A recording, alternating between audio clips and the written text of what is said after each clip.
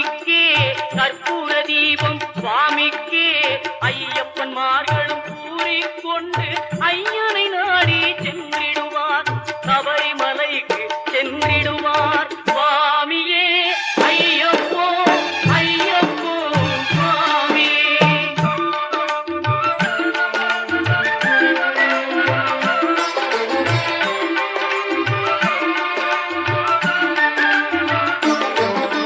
கார்த்திகை மாதம் மாலை அணிந்து நேர்த்தியாகவே விரதம் இருந்து